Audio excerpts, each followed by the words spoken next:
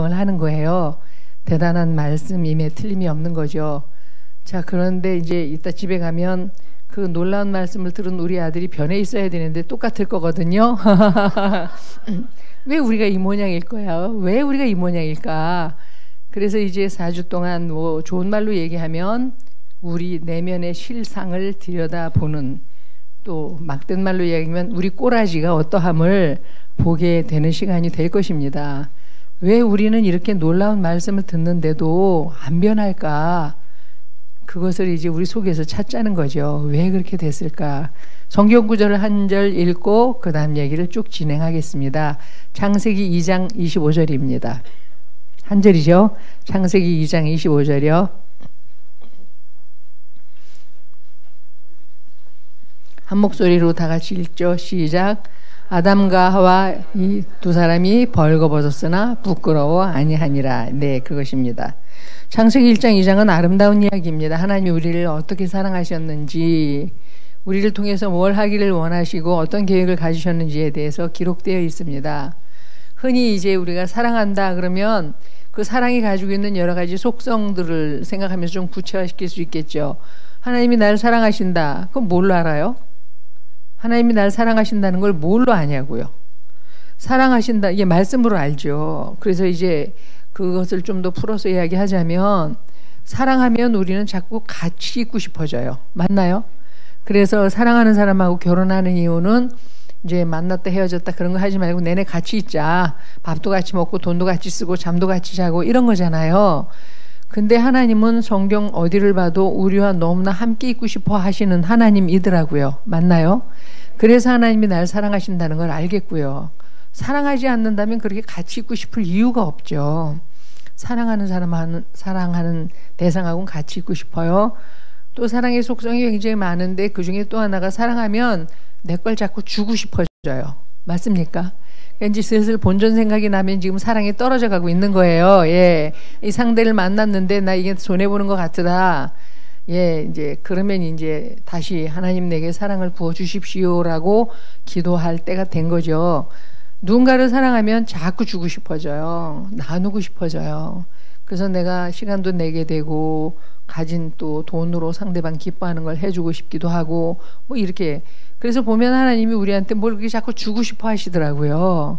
그게 창세기 1장 2장에 나와 있는 하나님이 우리를 사랑하셔서 아름다운 세상을 만드시고 그 아름다운 세상 안에 에덴이라고 하는 특별한 동산을 또 만들어서 그 기쁨의 동산을 우리에게 주시고, 그러면서 또 짝꿍도 주시고, 혼자 있는 거 외롭다고 그러시면서 사랑은 대상이 있어야 되는 거야 뭐 이렇게 해서 짝꿍도 주시고, 보니까 또 복을 주시면서 생육하고 번성하라, 뭐 정복하고 다스리라, 그래서 통치할 수 있는 권세도 우리에게 위임하시고, 뭐 이쯤 되면 굉장히 뭐 많은 걸 주신 거잖아요. 우리를 만드실 때 우리 안에 하나님의 형상도 넣어주시고 생기를 불어넣어 주어서 생명도 되게 하시고, 죄를 지으니까 그 다음에 또다시 예수님도 주시고, 그리고 성령님도 주시고, 영생도 주시고, 천국도 주시고, 뭐 계속 성경에 하나님이 우리에게 뭘 주셨는지에 대한 기록들이 잘 기록되어 있어요. 그걸 보니까 그렇게 주시고 싶어 하시는 건 틀림없이 우리를 사랑하시는 거다. 믿으시세요? 제가 많은 사람들을 상담하잖아요. 내노라 하는 사람들도 상담해요. 목사님들도 상담해요. 내노라 하는 공학 박사를 상담한 적이 있는데 그분은 25년 교회 다니셨어요. 아내에 따라서. 가정의 평화를 위해서 교회 다니시는 분이십니다. 그런데 그분이 25년을 다녀놓고 저한테 와서 하시는 얘기가, 저는 믿어지는 것만 믿기로 하면서 다니고 있습니다, 이러시는 거예요. 공학도의 입장에서 부활, 그건 말도 안 되는 소리야. 그건 일단 안 믿고요. 뭐 이런 식인 거예요. 그분이 믿는 거예요? 안 믿는 거예요? 안 믿는 거예요. 안 믿는 거예요. 그러니까 엄밀한 의미에서 성경은 믿어지는 거지 믿는 게 아니에요. 그래서 믿어지지 않으면 아직 안 믿으시는 거예요. 그래서 이 4주 동안 그걸 잘 곰곰 생각하면서 들으셔야 돼요. 이렇게 드나드시면서 교회 와서 예배 드렸는데 나중에 하나님 나라에 못 들어가실 수도 있어요. 목사님들도 계속 말씀하시지만 그게 내 얘기일 수도 있다는 거 아셔야 돼요. 왜 25년간 교회 다녔는데 부활 같은 건 안 믿고, 그러니까 적어도 공학도로서 근거 있게 합리적이고 과학적인 것만 믿겠다. 그분의 태도는 그런 거였어요. 근데 그분이 인생의 위기를 만났어요. 만우 아내가 도저히 너하고 못 살겠다. 그냥 네가 뭐 대학에서 유명한 교수고 박사고 세상에 내놓으라 하는 공학도 뭐 어쩐지 모르겠지만 너는 어쩜 이렇게 인간 심리에 대해서는 꽝이냐.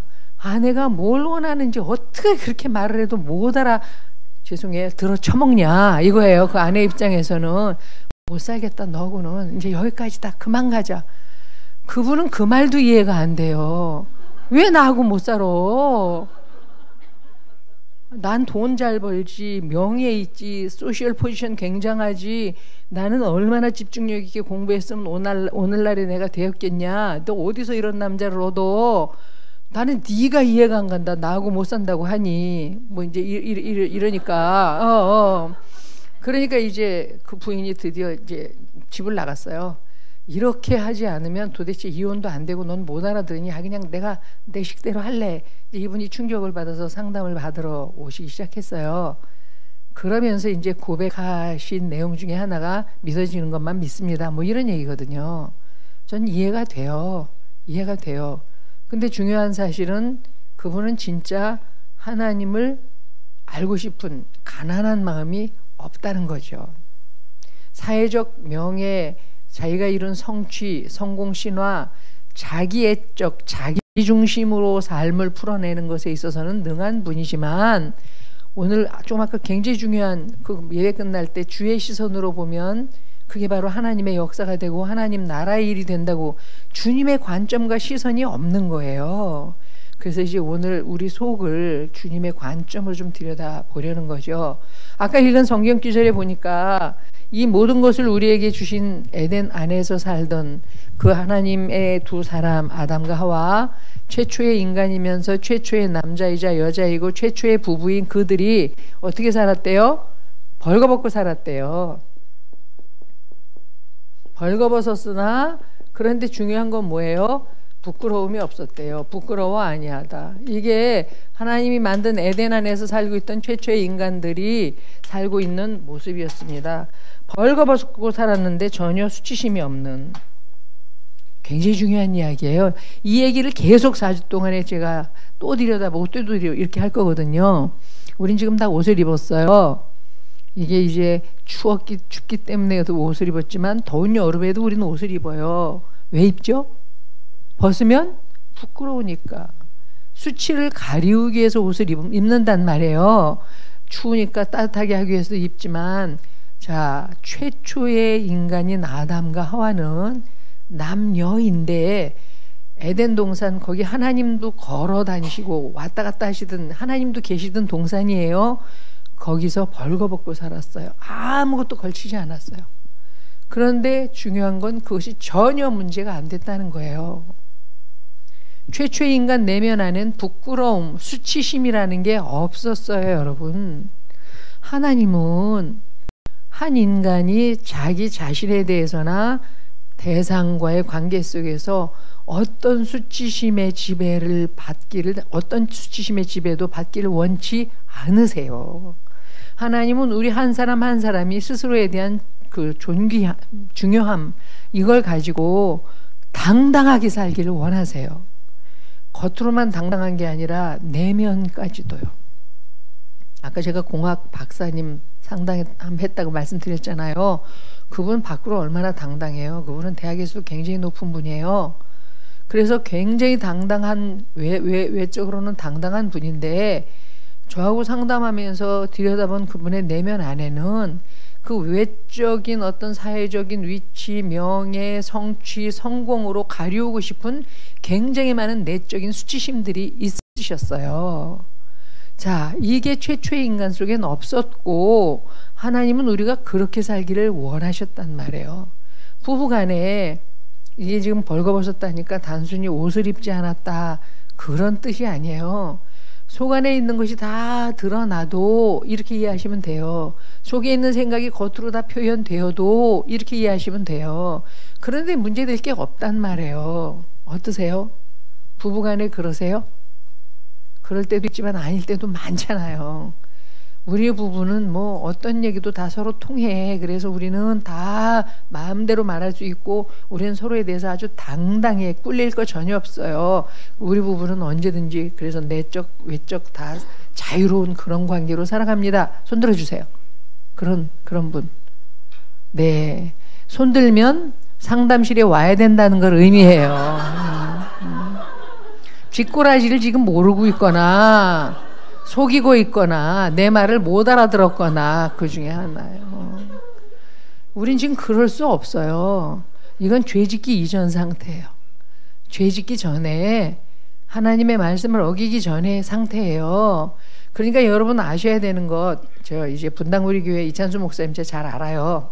코스타에서 가끔 강의하고 이럴 때 만났는데 그러니까 7, 8년 전에 이 대한민국 교회 안에 화두가 됐던 단어가 상처라는 말이에요. 상처. 맨날 상처받았다는 얘기. 그래서 어느 날 이찬수 목사님이 자기 딸이 뭐 학교에서 상처받았다니까 받아오지 말고 돌려줘 뭐 그랬다는 얘기를 제가 또 설교 중에 들은 적이 있는데, 이 상처 말이에요. 상처. 이 상처의 그 원뿌리가 수치심이란 말이죠. 그러니까 이 상처가 우리가 살면서 서로 주고받는 거지만 이거를 여러분 성경적 관점으로 돌아가서 헤아려 봐야 돼요. 죄를 짓기 이전에 인간은 상처가 없었어요. 상처 줄 일도 없고 받을 일도 없었어요. 다시 이야기하지만 존재 자체로 당당했다니까요. 나는 나 자신에 대해서 당당했고 너를 너 자신으로 당당하게 인정하고 받아들여서 우리는 관계 속에 당당했고 하나님께 나아가는 일에도 당당했다. 이 말이 그런 뜻이에요. 속 안에 있는 것을 다 드러내서 얘기할 수 있는 그런 관계다. 그런 얘기죠.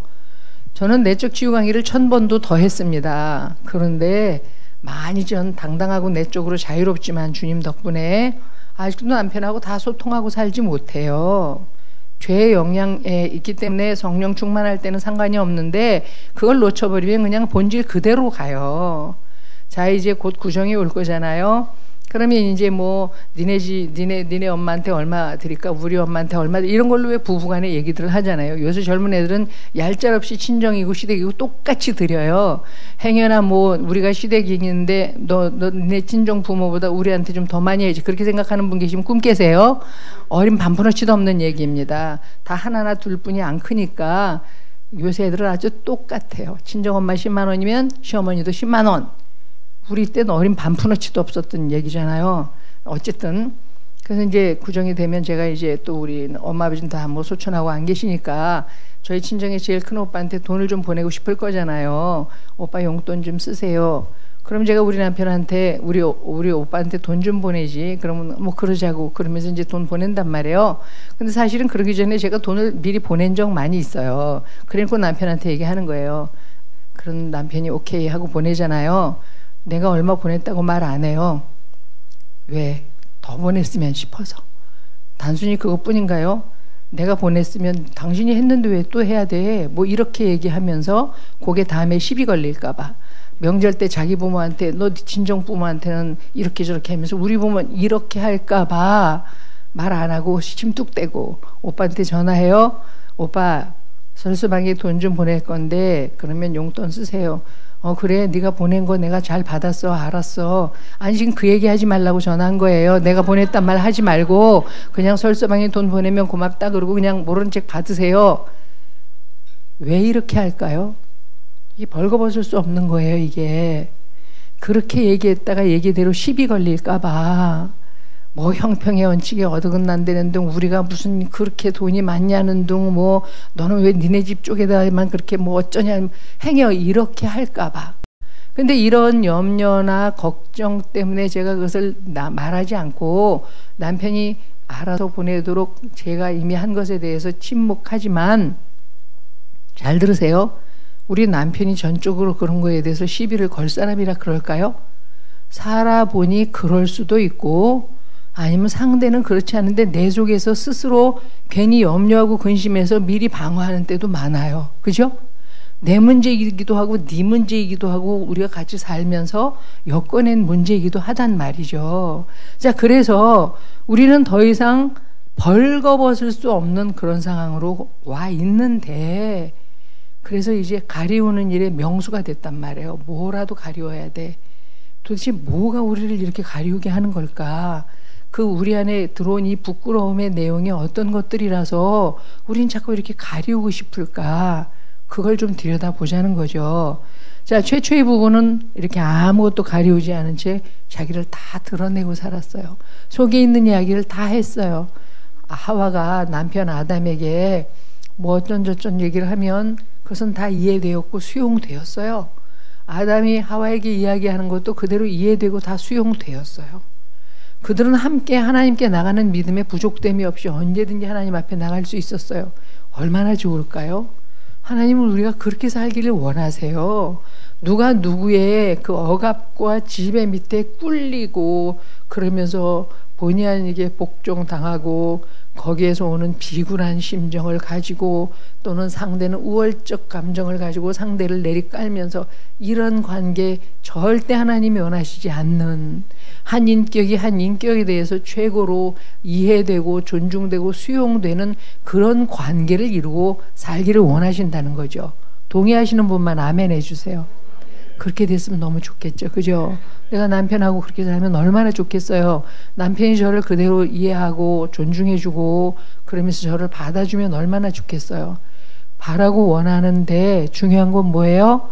바라고 원함에도 불구하고 그렇게 할 수 있는 능력이 우리에게 없다는 거죠. 인정하세요? 예, 없어요. 우리 속에 그 능력이 없어요. 예수 믿기 전에는 그런 능력이 없는지 뭐 알았지만 그렇게까지 할 또 몰랐을 수도 있어요. 여러분 이걸 분명히 아셔야 되는 게 예수님을 믿으면요. 예수님 때문에 이제 그런 내가 용서되고 용납된 기쁨과 감사, 구원의 감격이 있지만 그 예수님을 믿는 순간에 성령님이 내 안에 들어오시면 점점 더 나 자신의 내적 상태를 예민하게 들여다보게 하세요. 관계 속에 얽혀서 내가 얼마나 쓸모없고 무기력하고 악한 자인지를 점점 깨닫게 하세요. 그래서 이 이중적인 성령의 사역에 대해서 잘 이해하고 계시지 않으면 예수 믿은 것 때문에 인생이 더 복잡해져요. 차라리 안 믿었으면 죄인지도 모르고 그냥 대충 살면서 그냥 도덕적 우월감을 가지고 살았으면 좋았을 건데 예수님 믿은 날로부터 더 예민해져서 자꾸 걸려들기 시작하거든요. 전에는 죄라고 여기지 않았는데 어떤 것들이 보여지기 시작하고 그런데 그것을 어떻게 용서나 은혜로 또 연결시키는지 잘 모르기 때문에 예수 믿는 자답지 못하다고 하는 죄책감에 걸려들어서 하나님 믿지만 죄책감이 더 커져가지고 믿는 것이 내적 자유를 주기보다는 우리를 얽어매고 그러면서 오히려 그것에 종노릇하게 하는 경우도 굉장히 또 많거든요. 그래서 사도 바울이 고백한 것처럼 로마서 7장에 오호라 나는 곤고한 자로다 원하는 바 선은 행치 못하고 원치 않는 악만 행하는도다 이런 나를 보게 된단 말이죠. 그 일은 또 어떻게 해석해야 되는가 그거를 이제 이 상담 세미나 시간 동안에 좀 들여다보며 해결해 보려고 애를 써 볼 겁니다. 자, 하나님은 기억하세요. 나 자신에 대해서 하나님의 형상을 가진 아주 소중한 존재로 그렇게 나를 이해하고 용납하고 받아들이기를 원하시고 또 상대를 그렇게 인정해서 동등한 그런 관계를 맺고 살기를 원하신다. 누가 누구에게 꿀리거나 지배당하거나 지배하거나 그래서 그 비굴해지거나 그런 걸 원하지 않으신다. 다 서로를 최대한 존중한 관계 속에서 당당하게 살기를 원하신다. 이게 최초의 인간 부부 속에서 이루어진 에덴 안에서의 삶이었어요. 문제는 이제 다음 장면 3장으로 가는데 있어요. 3장에 보니까 이제 뱀이 와서 사단이 꼬시죠. 동산 중앙에 있는 생명나무의 선과학을 알게 하는 나무의 열매를 먹지 말라. 하나님이 이 세상 만물을 우리에게 다 통치하라고 위임하시면서 그런데 이 모든 것의 주인은 하나님이시다. 이것만 분명히 하고 살면 된다고 그래서 주신 게 이제 선과학을 알게 하는 나무의 열매를 먹지 말라 이거잖아요. 자유의지를 발전시켜서 우리에게 주신 도덕적 본성들을 개발해 나가고 그러면서 하나님이 주신 형상을 따라서 그렇게 존중하고 세상을 에덴화해 나가며 살면 되는 거였어요. 부부가 성적 하나 되는 즐거움을 누리면서 섹스를 통해서 많은 하나님의 형상을 가진 생명을 만들고 그들을 양육하면서 그렇게 번성하고 그렇게 살면 되는 거였어요. 그런데 우리가 실패하죠. 먹지 말라 하던 하나님의 말씀을 어깁니다. 왜? 그걸 먹는 날에는 눈이 밝아져서 하나님처럼 되리라고 하는 사단의 말에 속죠. 예나 지금이나 우리 속에 있는 죄성, 가장 끔찍한 죄성은 하나님처럼 되고 싶은 거예요. 하나님처럼 되고 싶은 게 뭘까요? 내가 통치하고 싶다 이 말이에요. 내가 다 누군가에 대해서 조종하고 어떻게 하는 그런 주인이 되고 싶다. 그래서 내가 내 인생의 주인이 되는 것, 그게 바로 하나님처럼 되는 거예요. 그렇게 되고 싶은 거예요. 그래서 눈이 밝아져서 하나님처럼 되리라고 하는 그 거짓된 말에 속아서 말씀을 어기죠. 여러분 3장 7절 한번 보시겠습니다. 창세기 3장 7절에 뭐라고 써 있는지 보시면, 자, 읽어보실까요? 시작.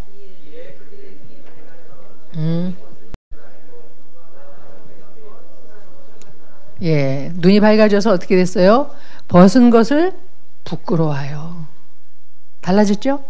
2장 25절하고 다른 상황이 생겼어요. 말씀을 어긴 순간 눈이 밝아져서 벌거벗은 게 부끄럽다고 하는 인식이 들어왔어요. 그래서 이제 그 부끄러움을 가리우기 위해서 무화과 잎으로 자기를 가리우는, 치마를 엮어서 자기를 가리우는 일이 생겼어요. 이제 덮기 시작했죠. 옷을 입기 시작했어요.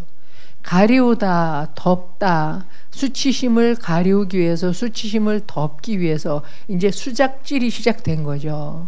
전혀 자기를 가리워야 할 필요가 없는 그런 완전 벌거벗은 상태에서 내적으로나 외적으로나 당당한 그런 삶이 이제 바뀌어서 이제는 이대로 안 되겠다. 나 너무 부끄럽고 창피하네. 그래서 나를 가리워줄 그 무언가가 필요해. 그래서 그들은 무화과 잎으로 치마를 엮고 자기를 가리우기 시작했습니다. 자, 죄가 들어온 이후에 인간 내면 안에 수치심이 들어왔습니다. 우리는 다 수치심을 느끼는 존재로 전락됐어요. 죄의 결과입니다. 우리 원마음 안에, 당당해야 하는 우리 원마음 안에 이제 존재 자체를 수치스러워하는, 나 자신을 부끄럽게 여기는 그런 부정적인 소위 상처가 들어왔습니다. 그래서 이대로는 안 되겠다. 나 부끄럽고 창피해. 가리울 게 필요해. 그래서 이제 무화과 잎으로 자기를 가리우기 시작했습니다. 자, 그래서 이제 그 4주의 주보에 보니까 뭐 열등감의 원인과 치유, 또 뭐 버림받은 마음의 원인과 치유, 죄의식의 원인과 치유 뭐 쭉 써 있는데 그걸 설명드리죠. 부끄러워 아니하다. 근데 부끄러워하다로 바뀌었잖아요. 그거 수치심이에요. 어떤 수치심이 들어왔는가?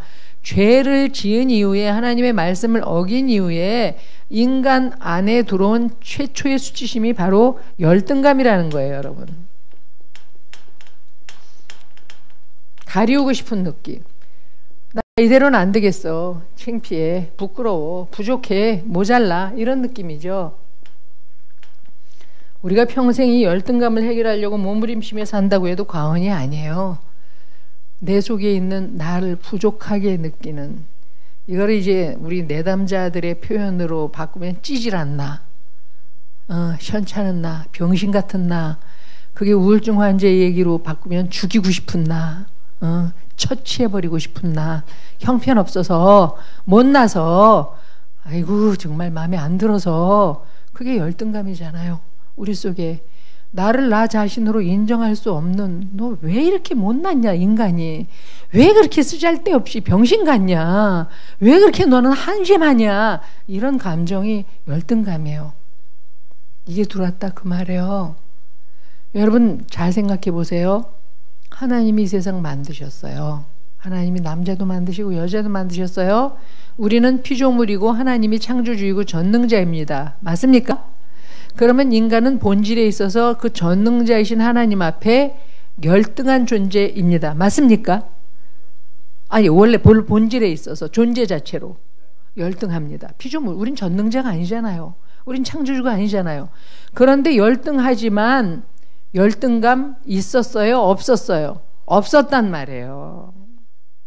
하나님은 전능자이고 전능자 앞에 피조물로 살아가지만 본래 인간 속에 열등감, 부끄러움 없었다니까요. 벌거벗었음에도 불구하고 아무 상관없이 당당하게 살았단 말이에요. 존재 자체로 늘 받아들여졌고 이해됐고 당당했어요. 그게 우리를 향한 하나님의 처음 뜻과 계획이었다니까요. 근데 죄를 지은 인간, 죄를 지은 순간 우리 안에 열등감이 들어왔어요.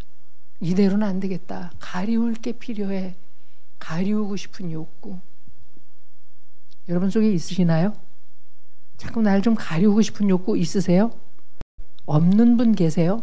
아까 눈치챘죠? 손 들면 상담실 와야 된다고. 우린 다 가리우고 싶어서. 그래서 좋은 차 사요. 그게 안전을 보장해 주기 때문에 좋은 차를 사지만, 아니 굴러가서 목적지에다 데려다 주면 되는 거잖아. 차의 기능이. 그럼 나 뭐 마티즈나 모닝 타면 되죠. 우리 그렇지 못하잖아요. 조금 더 큰 차를 타고 싶은 욕구가 끊임없이 우리 속에 일어나요. 그 차는 바로 나야. 그런 사람들이 얼마나 많아요. 그 차가 바로 나야. 그런 경우가 얼마나 많아요. 그 우리 남편이 제일 이해 안 되는 게 그거래요. 여자들이 가방에 그렇게 목숨 거는 거.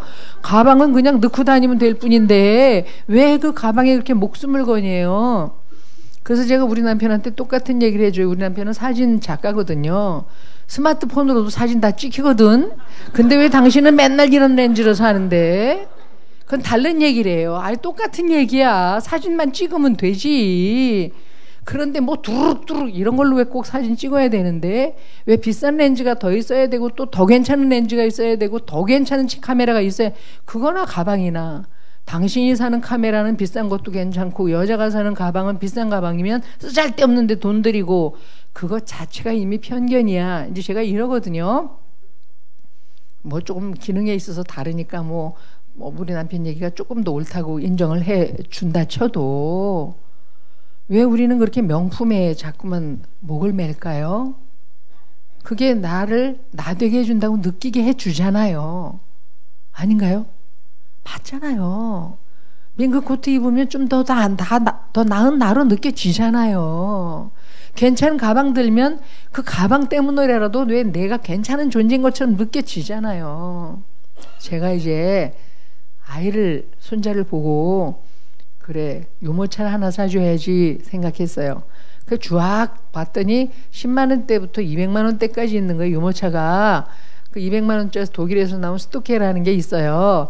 그 좋아요. 뭐 이제 뭐 어떤 뭐 공학적으로 잘 만들었겠죠. 그럼 뭐 1년 2년 뭐 동생 물려주고 나중에 또 중고품으로 팔면 되긴 하겠지만은 그렇게까지 비싼 그건 뭐 때문에 필요한가. 그래서 제가 이제 뭐 보니까 한 40만 원대 국민 유모차라고 나와 있는 게 있어서 우리 딸한테 그걸 하나 사주겠다니까 싫대요. 너무 싸구려 같아서 자기는 그거 싫대요. 그럼 땡. 그리고 안 사줬어요. 뭐 더 비싼 거 사든지 말든지. 그게 내 수준이니까. 국민 유모차면 다른 애들도 다 타는데 왜 너희 애들은 안 되냐? 뭐 이제 이런 거예요. 그러고 제가 이제 분당 사는 친구 만났어요. 그래서 얘기했어요. 야, 스토케라는 유모차 200만 원 돈 되는데 보니까 그거 몰고 다니는 사람도 꽤 있더라. 그때 그 친구가 이렇게 말했어요. 야, 정자동에 가면 젊은 엄마들이 스토케에다 루이비통 가방 걸고 밀고 다니는 게 트렌드야. 이랬어요. 자, 상황이 이해되세요? 열등감이에요. 열등감의 다른 말은 뭐예요? 우월감이에요. 나 이 정도 됩니다. 우리 남편 이 정도 돼요. 나 이 정도 경제 능력 있는 사람하고 살아요. 우린 그런 걸로 나를 가리우고 더 돋보이게 하고 싶잖아요. 맞나요? 없는 분 있어요? 진짜 그런 마음 없는 분 있어요? 그런 거짓말이에요. 그냥 없어 보려고 애를 쓰지. 그런 마음이 안 들어 보려고 애를 쓰지. 인간은 본질에 있어서 그럴 수 없게 됐어요. 죄 때 모든 인간이 다 하나님의 말씀을 어겨서 죄인이 된 것처럼, 자, 우리가 이제 치유, 상담은 치유잖아요. 치유를 얘기하는 세미나죠. 치유는 뭐를 전제해요? 나는 환자입니다. 환자인 걸 전제할 때 치유가 가능해져요. 지금 우리가 어떻게 환자인가를 들여다보는 거예요. 다 죄인인 것처럼 우린 다 환자예요. 그래서 치유 이코르 구원, 동일한 낱말이에요. 예수 그리스도께서 오셔서 복음서에 보면 환자들을 찾아다니시잖아요. 그들을 고치시는 것, 그게 바로 영혼으로 얘기하면 구원이고 육신으로 얘기하면 치유고. 맞나요? 예, 동의어란 말이에요. 우린 다 수치심을 앓고 있는 환자들이에요. 자, 그래서 그냥 나 이렇게 최고의 유모차, 아니 뭐 애를 위해서 최고 좋은 유모차 사는 것까지는 또 이해가 돼. 거기 꼭 루이비통 가방을 걸어야 되는 이유는 또 뭐냐고요. 그러니까 나는 애에 대해서나 아내인 나에 대해서나 이만큼 해주는 친정이 있습니다. 시댁이 있습니다. 남편이 있습니다. 또는 내가 그 정도 됩니다. 다 이런 거잖아요. 그 사람이 과시하고 싶은 마음이 없이 루이비통 가방이 워낙 기능적으로 뛰어나서 쓴다고 하더라도 그 사람의 숨은 마음 속에 그 많은 돈을 들여서 그것을 사서 거기에 걸고 다닐 때 우월감이 없겠냐고요. 우리는 다 무언가 가리울 것이 필요한 존재로 전락되었다. 어느 쪽을 통해서 그것이 증상화되느냐만 다른 거죠. 아까 말씀드린 대로 그게 차냐, 괜찮은 카메라냐, 명품 가방이냐, 아니면 우리 집에 놓는 가구냐, 또는 내가 넓은 평수에 브랜드 있는 아파트냐, 뭐 이런 것만 다를 뿐이지, 인간은 다 무언가 나를 나되게 여기게 해줄 세상 속에 있는 가리울 것을 필요로 하는 존재로 다 전락되었는데, 그렇게 전락되게 한 그 부정적인 감정을 열등감이라고 부른다라는 거예요. 무슨 얘기예요? 하나님의 말씀을 어길 때 인간 속에 열등감이라고 하는 상처가 수심이 들어왔다. 절대적 열등감이에요, 여러분. 절대적 열등감.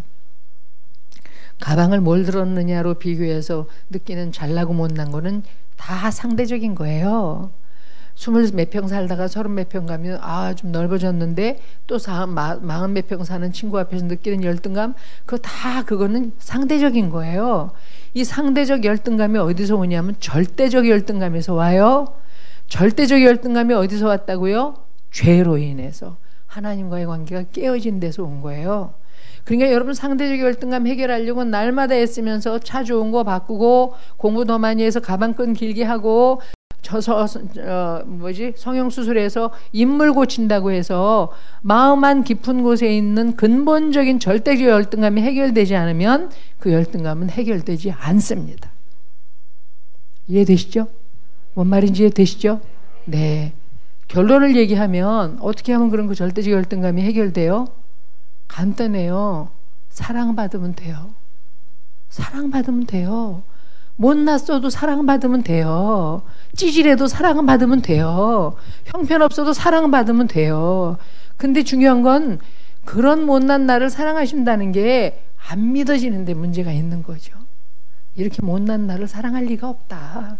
그래도 나도 뭐 좀 웬만큼 말씀도 좀 잘 알아듣고 또 많이 읽고 또 봉사도 좀 하고 돈도 낼 만큼 좀 내고 사람들하고 얘기 주고받을 때 나도 좀 아는 소리도 좀 떠들고 뭐 이쯤 돼야 그것 사랑받는 거지. 우린 다 이렇게 세속 정신에 쪄들어 버려서 어느새 그렇게 느끼고 있기 때문에 내가 못난 나를 사랑하시는 하나님을 내 안에 받아들일 수가 없단 말이죠. 그걸 받아들이게 되는 게 치유인 거죠. 자, 한번 들어보세요. 열등감에 대한 얘기입니다. 계속. 제 아들이 이제 초등학교 1학년 들어갔을 때 전 과목 시험을 봤어요. 그런데 2개를 틀렸더라고요. 첫 번째 전 과목 시험에서. 여러분, 전 과목 시험에서 2개 틀리면 칭찬해야 돼요? 혼내야 돼요? 진짜? 네, 칭찬해야죠. 근데 좀 혼냈거든요. 왜 혼냈을까요? 우리의 담임이 제 대학교 2년 선배인 거예요. 그러니까 제가 선배가 박병은 아들 잘 키웠다, 야. 얘는 어쩜 이렇게 공부도 잘하니? 애가 어쩜 이렇게 성품도 좋니? 이런 얘기 듣게 되길 제가 원했어요. 아들로 인해서 좀 영광스러운 애미가 되고 싶은 거죠. 그래서 첫 번째 시험에 우리 아들이 다 올백이었으면 하고 원했어요. 근데 틀렸단 말이에요. 그 선배 담임이 전화 걸었어요. 박병은, 네 아들이 올백이면 축하한다고 내가 꽃다발 사들고 너네 집 놀러 갈라 그랬는데 여기 2개 틀렸네. 뭐 거기서 끝났으면 좋았는데 니네 같은 아파트에 사는 누구, 한반인 누구, 걔가 올백이야. 가서 네가 축하한다고 좀 전해줘. 이렇게 된 거예요. 아무리 허물없는 선후배 관계로서니 그럴 때 인간 내면이 얼마나 격동당하는지를 그 선배가 알았다면 그 뒷얘기는 안 했으면 좋았을 것을. 제가 그때도 예수님 믿는 성령 충만한 크리스찬이었어요. 근데 그 순간에는 성령 충만을 놓쳤어요. 뭐야 이씨, 왜 우리 아들이 아니고 걔야, 이런 거예요. 축하해 주러 가려니까 심사가 뒤틀리는 거예요. 그래서 밥 먹는 아들한테 시비를 걸었어요. 야, 이 새끼야. 너 기집애한테 지고도 밥 처먹을 생각이 드냐? 말은 그렇게 안 했지만 마음이 그랬어요. 왜 틀렸어, 두 개? 엄마하고 공부 다 하고 갔잖아. 뭐 이렇게 제가 짜증을 냈어요. 우리 아들은 뭐가 잘못됐는지도 모르고 밥 먹다 말고 울기 시작했어요. 엄마가 막 그냥 기분이 나빠서 계속 뭐 투덜대니까 그때부터 우리 아들 인생이 꼬이기 시작했어요. 나는 못난 인간이구나. 나는 여자한테도 지내구나. 나는 시험을 2개씩이나 틀리는 그런, 다 배운 것도 틀리는 인간이구나. 이해되세요? 무슨 말인지? 그렇게 자기 존재를 인식하게 된단 말이에요. 부모의 태도에 의해서. 여러분 자신 내면 안에 그런 것이 들어오면 어떤 자기를 발휘할 기회가 되면 불안이 올라와요. 또 실패하면 어떡하지? 또 틀리면 어떡하지? 제가 인간극장이라는 프로그램을 보니까 거기에 애 7명 낳은 무슨 사모님, 목사님 가정 얘기가 나와요. 뭐 고만 일국을 주라락 났더라고요. 3학년 아들이 70점 받은 수학 시험지를 가지고 와서 엄마한테 이렇게 내미니까 그 사모가 보더니 우리 아들 왜 이렇게 많이 먹어왔어? 엄마는 네 나이 때 수학 이렇게 못했는데 우리 아들은 제법 해? 이러는 거요.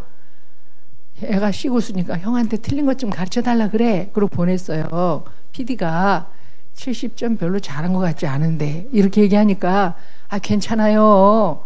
지네 누나 중3인데 전교 1등 하는데 걔도 초등학교 때 이랬어요. 애들은 칭찬하면 다 잘하게 돼 있어요. 차이를 이해하시겠어요? 우리 아들과 그 아들의 차이? 우리 아들이 본질로는 훨씬 우수하죠. 우린 수학 70점 받아오는 적 없어요. 전 과목에서 2개는 틀려도.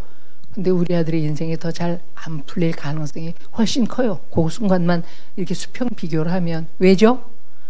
우리 아들은 안 받아들여졌어요. 무슨 말인지 이해되죠? 더 우수해야 너는 받아들여진다.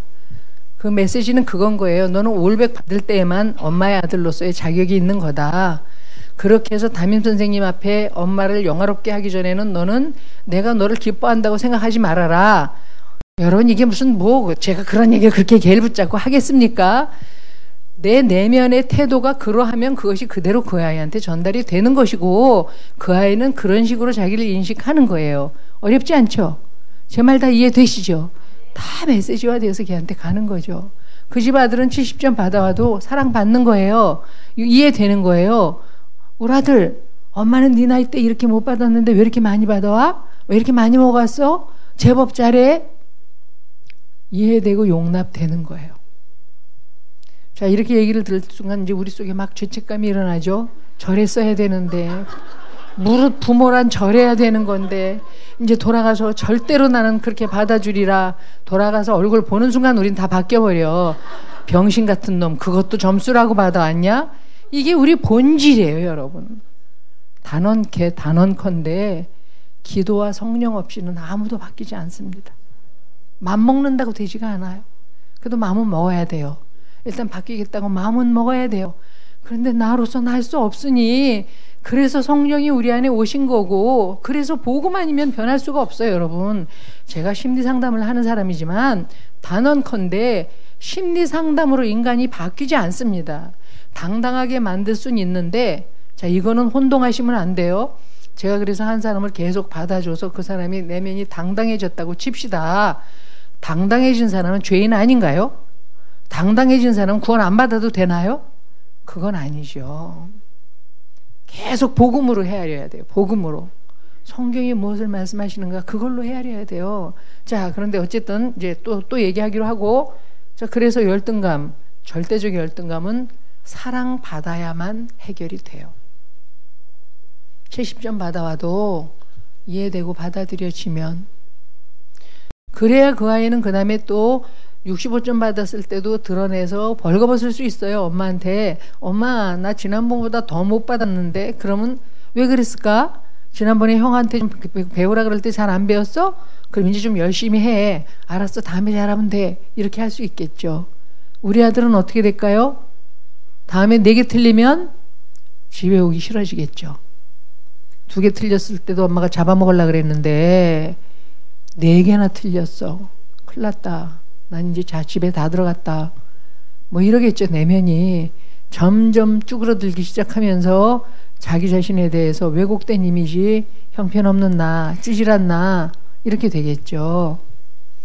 존재 자체로 이해되고 수용되는 것보다 더 중요한 사랑은 없어요, 여러분. 그러니까 존재 자체로 이해하고 수용하는 일을 해야 되는데 우린 그럴 수 없어요. 이미 열등감이 우리 안에 들어와 있기 때문에 괜찮아야만 우린 괜찮아요. 괜찮을 때에만 우리는 괜찮게 반응할 수 있게 돼요. 그러니까 맨날 우리가 은혜입니다 라고 고백을 하면 은혜를 많이 받은 사람은 어떤 사람이냐? 안 괜찮은 것도 이제 괜찮게 되는 것, 그게 은혜예요. 아멘 해주세요. 보통의 그 인간 본성으로는 안 괜찮을 수밖에 없는데 그런데 그게 괜찮아져. 그게 은혜예요. 은혜를 자꾸 경험하게 되면 안 괜찮은 일도 괜찮게 돼요. 주님이 우리를 받으신 것처럼. 자, 좀 이제 얘기를 빨리빨리 진행할게요. 열등감만 있나요? 3장 9절도 한번 읽어보시겠습니까? 뭐 성경 없으신 분은 들으시면 돼요. 9절에 뭐라고 돼 있어요? 시작.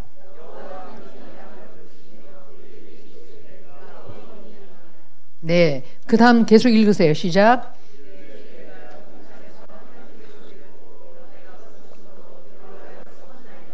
예, 또 반응이 어떻게 바뀌었어요? 하나님의 음성을 듣고 두려워하여 벗었으므로 숨었나이다. 숨기 시작하는. 아까 2장 25절에서 벌거벗었으나 부끄러워하지 아니하고 주님 하나님 부르시면 언제든지 아담아 네, 하와야 네, 얘들아 네, 이렇게 벌거벗은 채로 가면서 전혀 문제가 없었는데 이제 벌거벗었음을 부끄러워하여 가리우더니 벌거벗었음을 두려워하여 숨기 시작해요. 그 두려움, 숨고 싶은 두려움, 그게 죄의식이에요, 여러분. 뭔가 잘못됐다는 거죠. 잘못됐다. 뭔가 대단히 잘못됐다. 죄의식은 그래서 벌과 관계가 있는 거잖아요. 죄를 지었다. 그 얘기는 뭐예요? 벌 받을 거다. 혼날 거다. 이 일로 인해서 뭔가 나한테 지금 심각한 두려운 일이 벌어질지 모른다. 죄로 인해서 심판이 오고 종말이 오고 죽음이 왔어요. 지옥이 왔어요. 그 죄의식이 인간 안에 들어왔습니다. 하나님의 말씀을 어긴 순간 죄의식이 들어왔어요. 그래서 잘못됐다는 느낌이 오는 거예요. 벌 받을까 봐 두려운 거예요. 그래서 이 두려움은 어떻게 만들어요? 숨게 만들어요.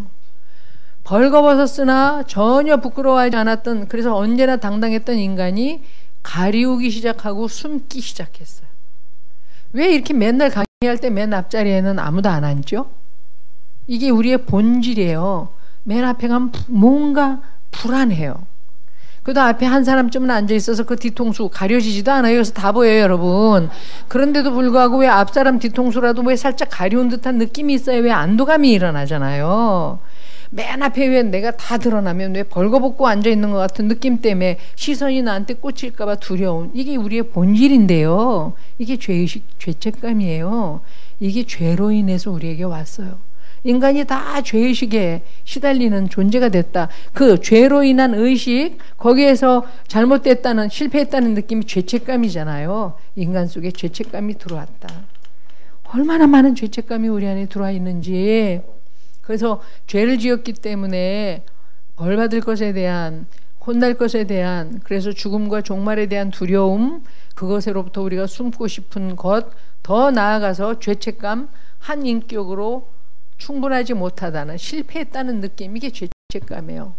그래서 죄책감이 우리 안에 이럴 걸, 저럴 걸, 그때 좀 열심히 공부할 걸, 그때 그렇게 사람하고 결혼하지 말 걸, 그때 차라리 이혼할 걸, 또는 이혼하지 말 걸, 왜 내가 그랬을까 저랬을까, 끊임없이 자기 자신에 대해서 못마땅하게 여기면서 후회하게 만드는 감정, 이게 죄책감이잖아요. 얼마나 많아요, 우리 속에. 이게 죄로 인해서 우리 안에 들어온 수치심이에요. 그래서 이제 절대로 하나님을 떠났을 때 모든 인간 속에 거의 뭐 왕노릇하다시피 지배하고 있는 본질적인 두 상처 수치심이 열등감과 죄의식입니다. 이거에 우리는 평생 지배받으며 살아요. 어떻게 하면 이걸 좀 가리울까? 어떻게 하면 좀 숨을까? 안전한 곳이 어디 없을까? 그래서 죄를 지으면 다 숨죠. 뭔가 도망가죠. 자, 그러니까 이 수치심이 우리로 하여금 소위 얘기하는 방어하게 만드는, 그래서 회피하고 가리우고 척하고 숨고 니타시아 전가시키고 이런 방어를 하잖아요. 올라오는데 그걸 그대로 얘기할 수 없으니 속으로 쑤셔넣어서 억압하고 억제하고, 맞나요? 지금 다 우리 그러고 살고 있는 거 맞죠? 예, 이게 죄로 인해서 우리 안에 들어와진 방어 기제들이라고 얘기하는 것들이죠. 인간은 다 열등감과 죄의식을 느끼고 그래서 가리우고 숨는데 아주 그냥 거의 목을 메고 있다. 그래서 여러분 이제 치유가 일어나려면 벌거벗어야 되거든요. 내 안에 어떤 열등감이 있는데 그 열등감을 가리우기 위해서 내가 하는 짓이 뭔가, 이런 것들을 정직하게 기도하면서 생각하셔야 되는 거예요. 자, 제가 이제 강의를 하러 다니는 사람입니다. 이건 은사잖아요. 성령님이 주신 은사에 제 게 아니에요. 제가 이렇게 강의를 한다고 해서 강의 내용이 기가 막히게 좋아서 어떤 분을 도와준다고 해서 제 인격도 그러하다는 건 아니잖아요. 예를 들어서 우리 아들이 가지 않고 여기 앉아서 제 강의를 들으면서, 제 강의를 들을 때 엄마는 그렇게 말해, 집에서도 말하는 대로 저렇게 정직하고 진실되려고 애를 써, 이렇게 들으면 그게 제 인격이거니와 제가 이렇게 말하는데 앉아서 들으면서 말은 잘하고 자빠졌네 이러면, 이게 저는 지금 성령의 은사를 발휘하고 있지만 전혀 거기에 못 미치는 거잖아요. 그럼 저는 지금 이중적인 거잖아요. 그런데 어떻다는 거예요? 열등감이 내 안에서 해결되지 않으면 자꾸만 그 은사로 나를 가리우고 싶단 말이에요. 성령이 주신 걸로도 나를 가리우고 싶단 말이에요. 타이틀로. 저 상담 실장이거든요. 저 코스타 강사거든요. 저 뭐 공부 좀 했거든요. 그게 나하고 무슨 상관이에요? 그런 것들이 외적으로 나를 방어하게 해서 남들이 보기에 꽤 괜찮은 사람으로 느끼게 하는지 모르겠지만, 그것이 나로 하여금 나는 그래요 라고 척하는 당당함을 주는지 모르지만, 하나님이 주시고자 하는 내적 자유와 당당함은 상관이 없다 그 말이에요. 근데 하나님은 그렇게 가리우고 숨을 곳이 있는 그것에 근거해서 당당한 것이 아니고, 아무것도 없을 때조차도 내가 하나님의 사랑받는 존재로서 당당하길 원하신다는 거죠. 크게 좀 아멘 하세요. 그것이 진짜 리얼 크리스찬이잖아요. 바울처럼 가난해도 부요해도 어느 곳에도 나 지배받지 않는다. 돈 좀 있다고 그걸로 폼 잡지도 않고, 돈 없어 가난하다고 깨구라져서 에이 그러고 창피해 그러고 뭐 이제 사람들 나 안 만나 못 만나 이러지 않는다. 사방으로 우겨쌈을 당하여도 그거 나 상관없다. 난 언제나 내 내면은 자유하다. 바울이 믿는 예수님과 그가 모신 성령님이 동일한 분인데 왜 우리는 못 그러냔 말이에요. 왜 우리는 자꾸만 돈 갖고 서로 재면서 교회 안에서조차도 뭘 많이 배웠느냐 덜 배웠느냐 가졌느냐 못 가졌느냐로 자꾸만 키대기를 하면서 잘난 척하고 못남을 느끼면서 계속 열등감과 우월감을 진자운동하냐 이 말이죠. 그래서 이제 이게 정직하게, 하나님 정말 제가 환자입니다. 정말 제가 환자입니다. 죄로 인해서 내 안에 들어온 이것이 아주 내 안에 고질화되어 있어서 나는 이것을 해결할 수 없습니다. 그래서 아주 나는 본능적으로 나를 가리우고 싶고, 본능적으로 척하고 싶고, 아니면 그냥 안 나타나서 숨어 있고 싶고, 나는 그렇습니다. 그래서 하나님 이런 나 자신의 가리우고 숨고 하는 것들을 다 치운 본질의 나와 내가 만나게 해주시고, 그 벌거벗은 내가 주님 앞에 앉아있게 해주세요. 이걸 기도해야 치유가 일어난다 그 말입니다. 그게 우리가 잘 안 돼요. 가난한 마음이 잘 안 되니까. 그래서 하나님은 우리를 관계 속에 붙이셔서 상대를 통해 나를 벌거벗기기를 원하신다. 근데 그 나를 벌거벗기기를 원하는 가장 강력한 상대가 누굴까요? 배우자예요. 배우자. 부부가 벌거벗고 살았잖아요. 부부로 붙여놓으셔서 이 사람한테만큼은 거짓말할 수 없는 내가 그대로 드러나게 하신다 그 말입니다. 그게 가족이고요. 여기 와서는 친절한 나, 믿음 좋은 나, 사람들 관계 속에서 꽤 관리를 잘하는 나일 수 있지만, 말씀드린 대로 집에서 벌거벗은 내가 가족들하고 대할 때 어떤 나이냐가 진짜 나란 말이죠. 그래서 하나님은 배우자를 통해서 내가 어떤 존재인가를 보게 되기를 원하시고, 그러니까 아까 그 대단히 유명하다는 공학 박사님께서 하나님 앞에 진짜 치유를 받으려면 어떤 자세를 가져야 될까요? 하나님, 우리 아내가 나 때문에 돌겠다고 하는데 나는 내가 왜 돌게 만드는지를 몰라요. 공학적으로는 제가 하나님만큼이나 대단한 유명한 박사인지 모르지만 한 여인을 사랑하고 이해하는 일은 전 철저하게 실패한 무식꾼입니다. 하나님, 제가 우리 아내를 왜 이렇게 돌게 만드는지, 이 공학도 뭐 내가 대학교 총장 뭐 이런 걸로 날 가리우지 말고 정말 아내 입술을 통해서 드러난 내가 나와 진짜 만나게 해주셔서 벌거벗었을 때 내가 얼마나 가련한 인간인지 보게 해주십시오. 이렇게 기도해야 된단 말이에요. 실상을 가지고 주님 앞에 나가야 된다는 거죠. 그럴 때만 치유가 일어나요, 여러분. 강의는 제가 하지만 기도는 여러분이 하셔야 되는 일이고요. 자, 조금 더 가고 이제 끝낼게요. 힘드시죠? 열등감과 죄의식이 있으니까 가리우고 숨어요. 가리우고 숨을 때 인간 내면 안에 불가피하게 찾아오는 게 채울 수 없는 굶주림이에요. 인간은 다 굶주려 있다. 우리가 채우려면 만나야 되잖아요. 하나님은 우리를 사회적 관계 속에서 만남을 통해 서로 채우고 채움 받도록 그렇게 만드셨어요. 독처하는 게 좋지 못하니 그래서 아내를 주셨어요. 둘이 채워야지만 완전히 서로 충만하게 충족감을 느끼게 되는 거잖아요. 그게 부부관계 속에서도 그렇지만 사회적 관계 속에서도 그러한데, 자, 못나면 가리워, 아니면 또 척해. 가리운 걸 그걸로 척해. 생각해 보세요. 누구를 만났어. 그런데 그 사람이요, 입만 열면 자랑해. 나 이번에 차 뺐다? 우리 아들 서울대 붙었다? 야, 우리 며느리가 뭐 어디 외국에서 자, 그런 사람 만날 때마다 자기 자랑하는 사람을 나는 만나는 게 기쁘다. 그러면 손 들어주세요. 재수없죠? 진정한 만남이 안 된단 말이에요. 기쁜 일도 얘기하고 자랑도 얘기할 수 있지만 아닌 것도 얘기해 줘야지. 사실은 그건 그런데 내 속엔 이런 비애도 있어. 우리 집은 이런 슬픈 일도 있어. 나는 이렇게 지금 남편하고 아내하고 얘기가 안 돼. 난 내 속에 이렇게 뭔가 해결될 수 없는 이런 것들이 있어. 이런 진솔한 진정성 있는 만남이 일어나야 술이 친밀감이 형성이 되고 받아들여지는 건데, 열등감은 자꾸 가리우게 만든단 말이에요. 죄의식은 자꾸 숨게 만든단 말이에요. 아닌 척하게 만든단 말이에요. 폼 잡는단 말이죠. 그런 사람을 만나면 어떻게 친밀감이 형성이 되겠어요? 내가 또 그러할 때 누군가에게 어떻게 그대로 받아들여지겠어요? 그럴 때 반드시 채울 수 없는 내적 굶주림을 경험하게 된다. 그래서 이 열등감과 죄의식 때문에 인간 안에 들어온 그 수치감이 굶주린 마음이에요. 우린 다 굶주려 있어요. 그래서 사랑도 미끼로 줘요. 사랑 되받기 위해서. 굶주린 마음을 채우기 위해서 가장 많이 인간 속에 작동되는 컴플렉스가 인정욕구입니다.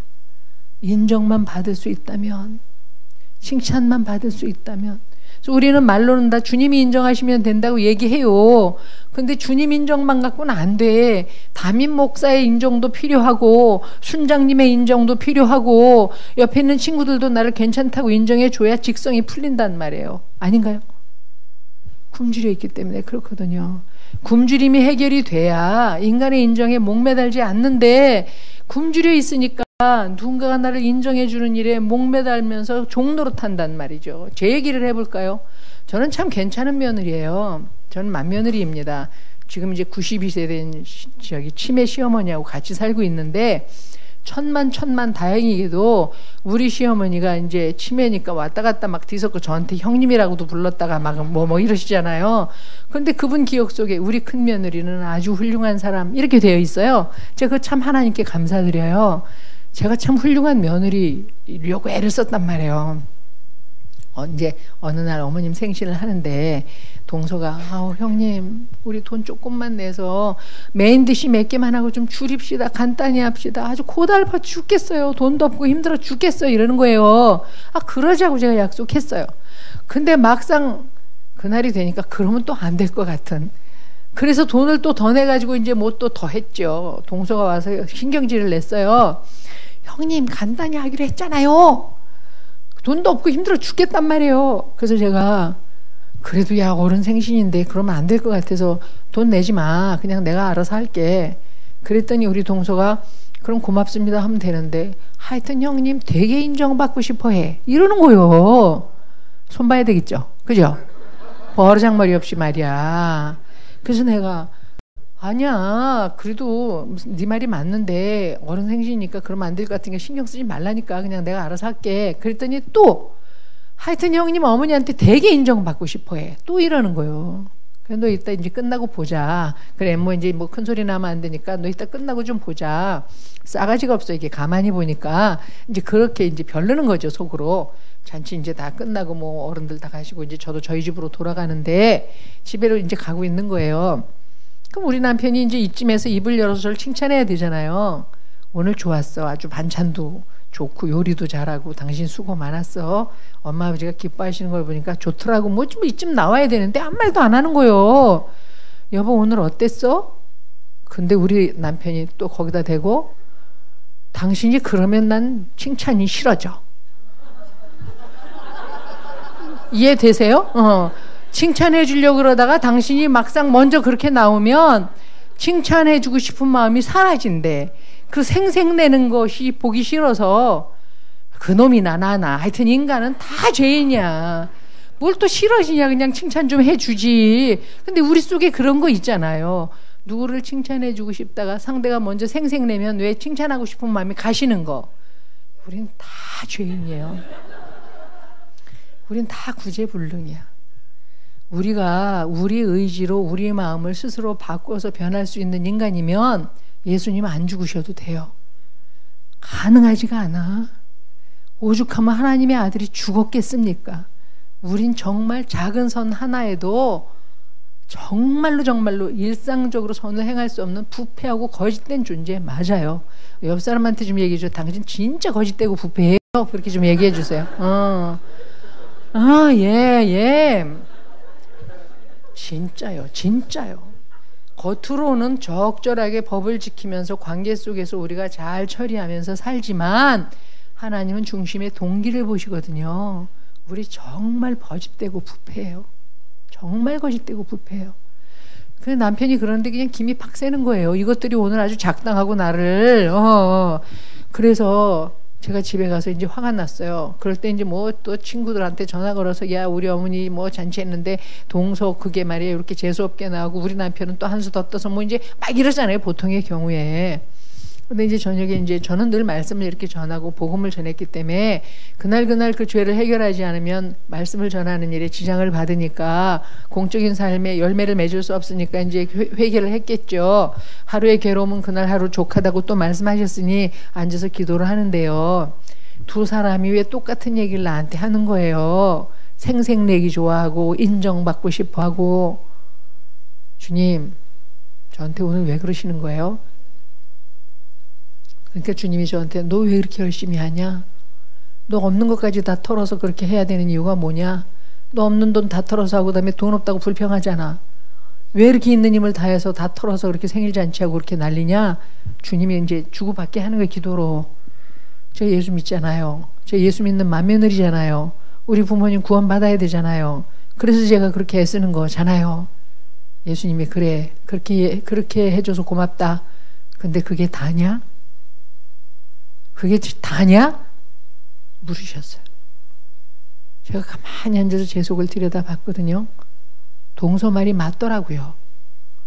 얼마나 제가 인정에 목을 메고 사는지, 사람들 앞에 괜찮은 사람이라는 소리를 듣고 싶어서 얼마나 난리를 치는지. 겉으로는 난리 안 치지만 속은. 그래서 뭘 하나만 하면 그것에 대해서 적절한 칭찬과 인정과 그런 것이 되오기를 얼마나 바라는지. 그게 적절하게 안 돌아오면 그 다음에 이제 되돌려 주는 거죠. 은혜도 모르는 것들, 감사할 줄 모르는 것들, 해줘봐야 소용도 없는 싸가지 없는 족속들, 뭐 이래가면서. 아닌 분 손 들어보세요. 지금 다 여러분 얘기 맞죠? 이게 우리예요. 이게 우리. 이 굶주린 마음, 그 열등감과 죄의식에서 오는 건데 해결되지 못한 그 굶주린 마음을 그냥 사람들의 인정으로 채워보려고, 사람들의 칭찬으로 채워보려고, 그래서 종로로 타면서 애를 쓰는 거야. 주님이 그렇게까지 안 해도 된다. 그게 마르다 얘기 아니겠어요? 그냥 와서 말씀 들어도 돼. 마르다야, 그냥 와서 마리아처럼 천국에 대한 얘기 들어. 그런 다음에 우리 라면 같이 끓여 먹자. 그런다고 주님이 너는 내가 하나님의 아들로 이 땅에 왔는데 라면이 뭐냐? 뭐 이러시겠냐고. 더 좋은 거 취하고 그 다음에 먹는 건 그렇게 먹어도 된다. 근데 마르다는 지금 그게 아니야. 그게 인종 욕구예요. 뭐 이것도 잡채도 좀 하고 또 뭐 부침개도 좀 하고 또 갈비찜도 좀 해서 예수님이 오셨는데 뻑적지근하게 차려내야지. 그래서 그 영광을 누가 받겠다는 거예요? 마르다 자신이. 전 적어도 주님에 대해서만큼은 이렇게 하는 사람입니다. 나는. 사역을 하면 그런 위기가 와요. 사역자들의 위기. 내가 주의 이름으로 귀신을 쫓아내고, 내가 주의 이름으로 권능을 행하고, 내가 주의 이름으로. 사역의 주체가 누구야? 나. 주님이 나를 통해서 귀신을 쫓아내게 하셨습니다. 주님이 나를 통해서 어떤 아픈 일을 고치셨습니다. 주님이 나를 통해서 어떤 사람을 상담을 통해서 그의 왜곡됨을 바로잡으셨습니다. 주님이 하셨습니다. 이렇게 돼야 되는 거예요. 아멘이죠? 그런데 내가 사역의 주체가 나야. 이게 인종욕구예요, 여러분. 그게 해결되지 못한 굶주린 마음이에요. 그걸 주님 앞에 가지고 나가야 된다니까요. 주님, 제가 이렇게 굶주려 있어요. 그냥 칭찬받는 일이라면 저는 목숨을 겁니다. 그러니까 뭐예요? 인종욕구가 주인 노릇한다 그 말이에요. 왜 내적 치유를 받아야 하냐 하면, 상한 마음이 뭔지를 모르면 나도 모르는 새에 성령과 내 안의 상처가 믹서돼서 나를 끌고 다녀요. 그래서 성령 때문에 하는 일도 있지만 말씀 때문에 그렇게 하기도 하지만 많은 경우에 해결되지 못한 내 내면의 무의식적 욕구들이 나로 하여금 그렇게 하도록 만들어서 주님이 하셨습니다라고 말하면서 실제로 영광의 수수료를 떼어서 내 주머니에 넣고 그건 내가 한 일입니다라고 얘기하고 싶어진단 말이죠. 사실 성경대로 얘기하면 하루 종일 일하고 들어와서 저녁 또 주인의 상 시중을 들면 가서 쉬라 그러면 쉬고 여전히 있으라 그러면 있으면서 할 얘기는 무익한 중에 할 일을 했을 뿐입니다. 이거란 말이죠. 근데 우린 요만큼 하면 반드시 그것에 대해서 적절한 어떤 칭찬과 인정과 보상이 와야 직성이 풀리고, 그게 안 오면 업고 싶어 다. 그래서 계속 안 알아주면 뭐 교회가 여기뿐이냐? 의왕만 해도 수천 개인데 옮기면 되지. 이렇단 말이에요, 우리 마음이. 우린 본질에 있어서 다 거짓되고 부패해서 진정 성령이 하시는 일이 아니면 다 우리에게서 나온 것들은 그렇게 자기 영광으로 귀착되게 되어 있는데 왜 그러냐? 열등감 때문이다. 죄의식 때문이다. 굶주림 때문이다. 그렇기만 한가요? 거기다가 이제 쫓겨났어요. 에덴에서 버림받았어요. 하나님이 그들을 에덴 밖으로 쫓아내십니다. 동산 중앙에 생명을 알게 하는 나무도 있는데 그거 먹고 영생할까 하노라. 이미 죄를 지었잖아요. 죽은 상태의 영혼이. 그 상황에서 계속 살면 안 되니까 일단 에덴 밖으로 쫓아내세요. 그런데 3장 23절에 보니까 한번 읽어볼까요? 뭐라고 써 있어요? 3장 23절 창세기 시작. 여호와 하나님이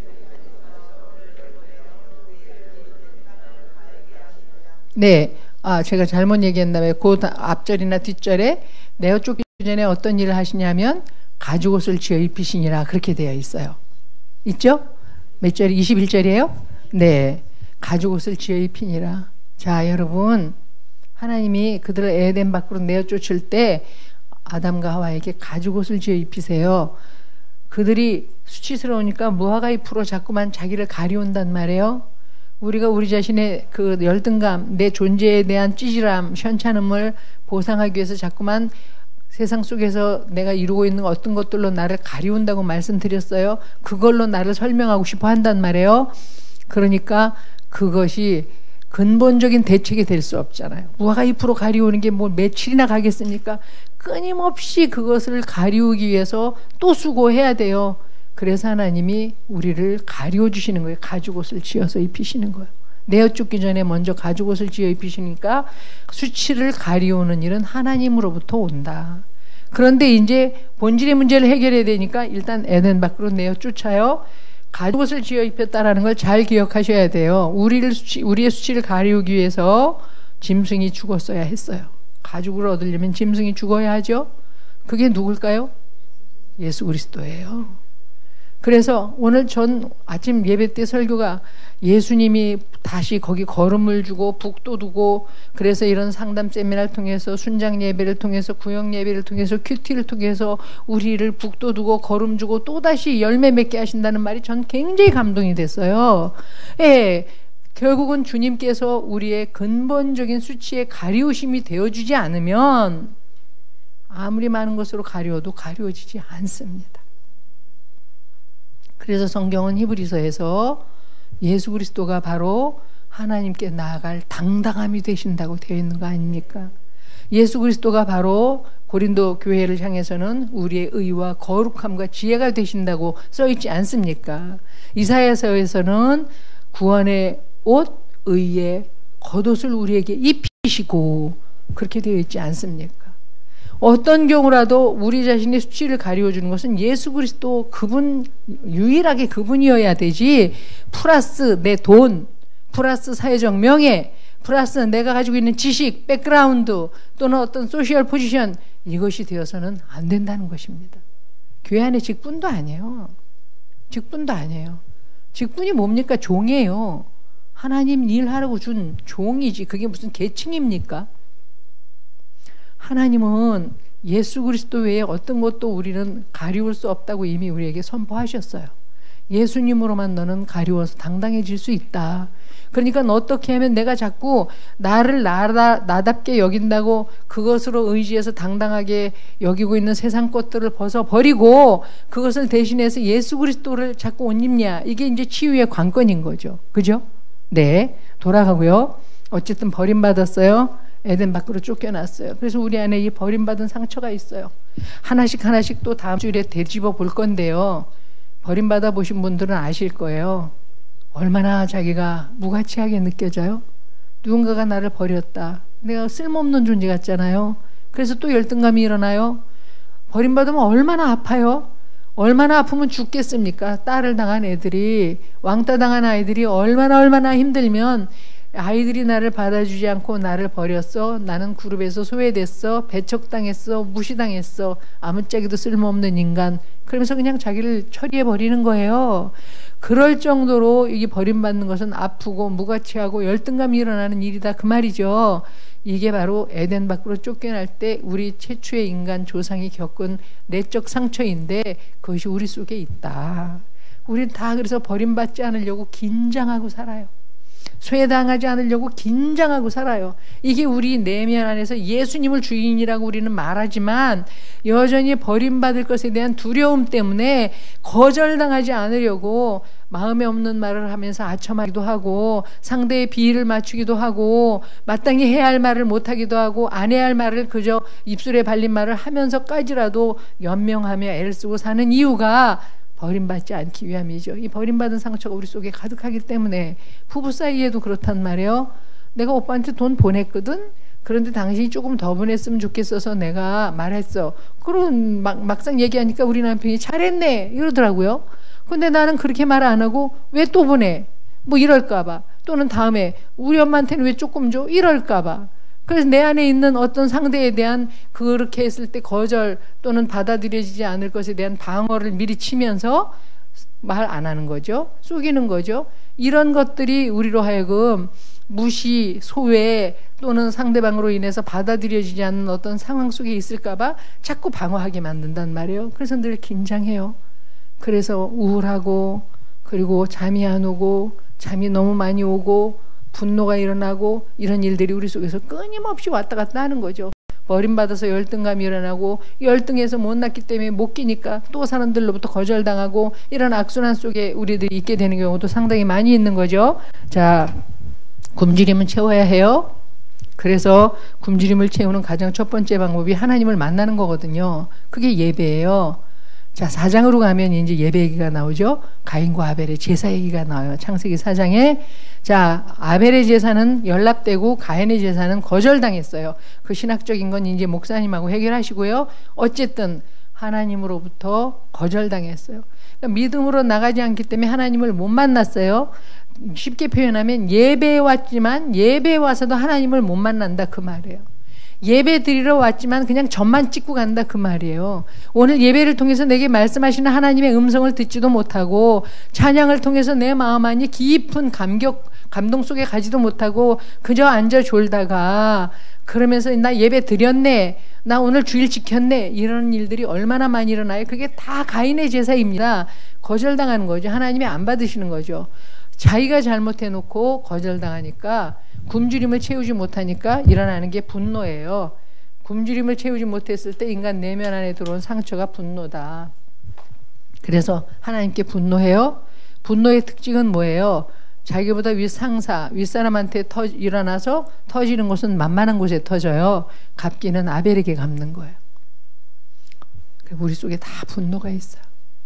얼마나 많은 분노가 우리 속에 있는지 몰라. 윗사람에 대해서, 부모에 대해서, 배우자에 대해서, 자식에 대해서. 뭐 제가 어느 날 나는 지금 당장 화내고 있지 않다고 해서 내가 화가 없는 사람이냐? 아니요. 깊이 생각해 보세요. 이 못마땅한 게 다 분노예요. 못마땅한 거. 이것도 못마땅하게, 저것도 뭐 감사가 없는 거, 이게 다 분노의 영역이에요. 질투, 시샘, 그리고 짜증, 이게 다 분노의 영역이에요. 시기, 이것도 내 안에 얼마나 많아요. 누가 나보다 잘 되는 꼴을 못 보겠고, 입으로는 축하하지만 속으로는 비애를 느끼고, 이게 우리 본질이 이렇잖아요. 이게 다 굶주림이 좌절된 데서 오는 거거든요. 그런가 하면 이 모든 내적 수치심의 궁극적 증상이 두려움이라는 거예요. 우리 안에 두려움이 엄청나게 들어와 있다. 못난 대접을 받을까 두렵고, 죄 때문에 벌 받을까, 한인격으로 실패할까 두렵고, 거절당할까 두렵고, 굶주림을 채워야 되는데 적절하게 채우지 못할까 두렵고, 인정받지 못할까 두렵고, 분노했다 분노를 되받을까 두렵고. 그래서 두려움이 우리 안에 엄청나게 많이 와 있어요. 다른 말로 표현하면 불안, 염려, 근심, 걱정, 공포, 놀램, 낙심, 이게 다 두려움의 영역이에요. 성경에 다 나와 있는 낱말들입니다. 자, 여기까지만 들어도, 자, 내 마음이 얼마나 많은 수치심으로 드글거리는지 조금 감이 오십니까?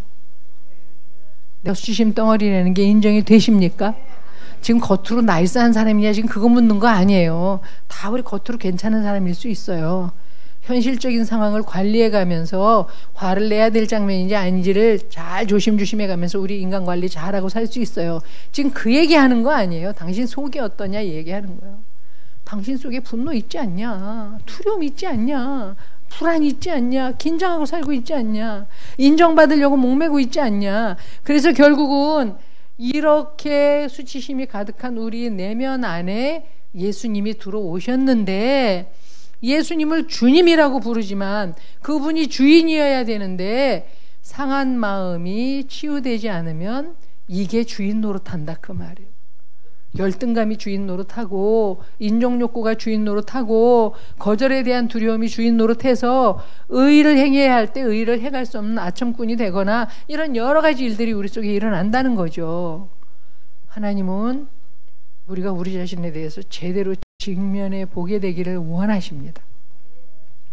아픈 일이거든요. 너무 아픈 일이거든요. 내 시원찮은 꼬라지를 본다는 게 너무 괴로운 일이에요. 여러분 사람들한테 뭐 한번 해보시죠. 내가 어떤 사람인지 자기가 아는 대로 좀 정직하게 얘기해 줘봐.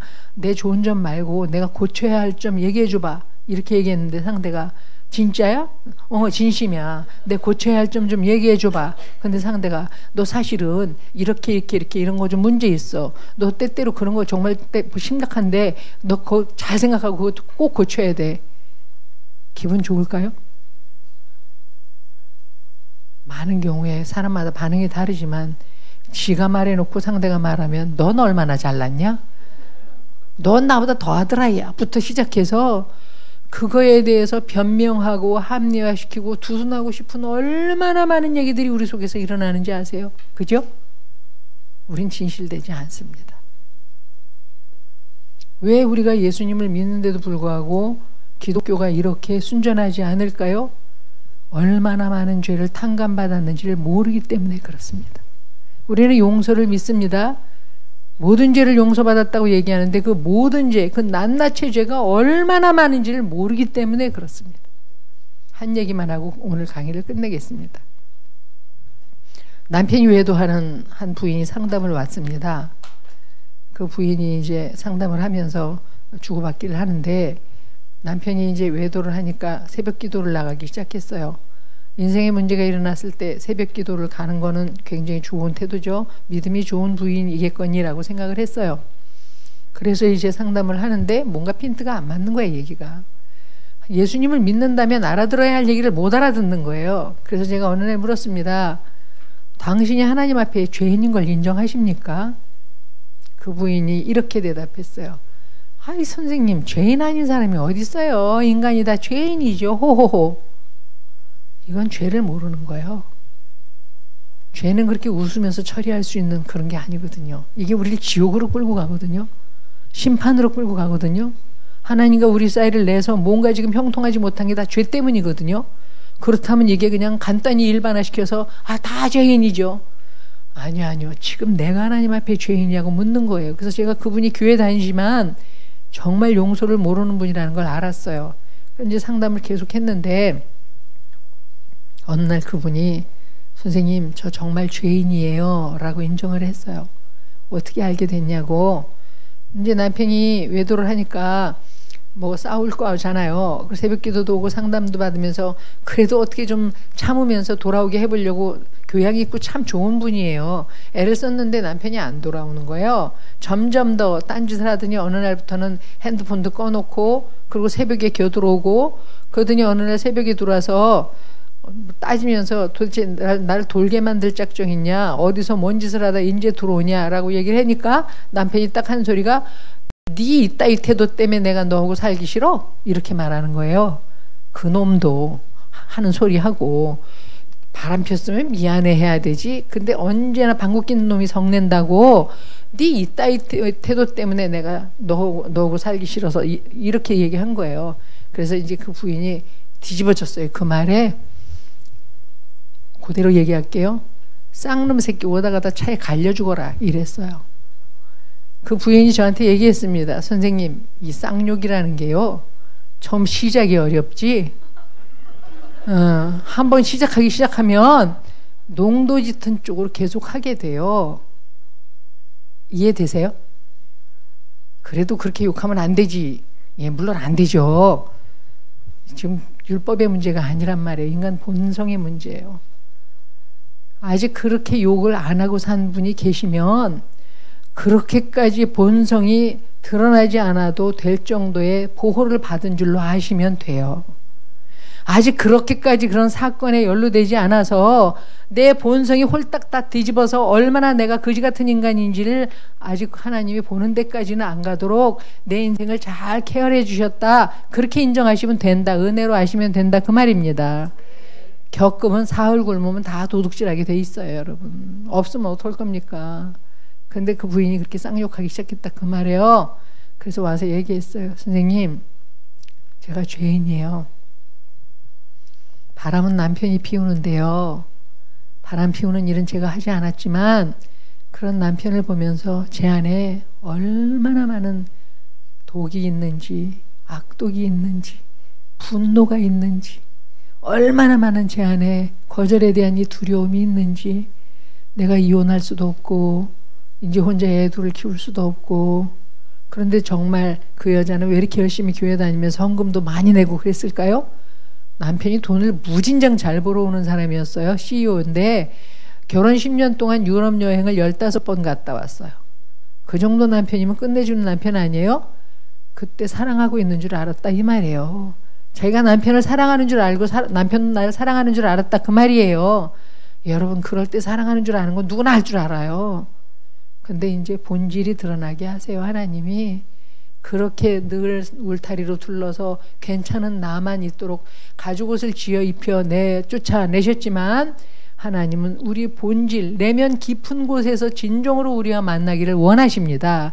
그래서 덮어두고만 있지 않으세요. 살살 다루시지만 어느 날 진짜 네가 죄인이고 거의 치료가 불가능한 환자인 것을 알게 되기를 원한다. 이렇게 사건을 벌리시죠. 그 여자분이 거기에 걸려들었다 그 말입니다. 남편이 바람을 폈지만 그 아내가 알아들었어요. 그래서 죄인인 걸 알았어요. 용서 못하는 건 뭐 말할 것도 없고 제 안에 이렇게 저주가 가득한, 제 안에 이렇게 쌍욕이 들어있을 줄 정말 저는 제가 이렇게까지 형편없는 줄 몰랐습니다. 그래요? 그럼 이제 예수님을 영접하셔야죠. 그분 아니면 용서받을 길이 없으니 그분이 주님 영접했어요. 그리고 자기 자신을 용서했어요. 그리고 남편도 용서했어요. 어떤 일이 벌어졌는 줄 아세요? 남편한테 무릎 꿇고 오히려 아내가 용서를 빌었어요. 내가 당신이 돈 많이 벌어오고 잘해주니까 기고만장해서 그래서 내가 당신을 사랑하는 줄 알고 또 당신이 나만 아는 줄 알았는데 내가 굉장히 교만하고 형편없는 인간이더라. 내가 쌍욕하고 형편없이 그런 거 미안해. 용서해줘. 잘못했어. 남편이 깜짝 놀래가지고 왜 그래? 뭐 하는 짓이야? 미안해지잖아요. 그러면 아니야 진심이야. 내가 정말 당신한테 잘못했어. 용서란 그런 거 아니겠습니까? 자기 본질을 들여다보고 알게 되면 어떤 나를 용서하셨는가 그 하나님을 경험하게 되면 내가 얼마나 큰 형편없는 죄인인가를 알수록 우리는 거기에 상응하는 용서를 베풀 수 있게 됩니다.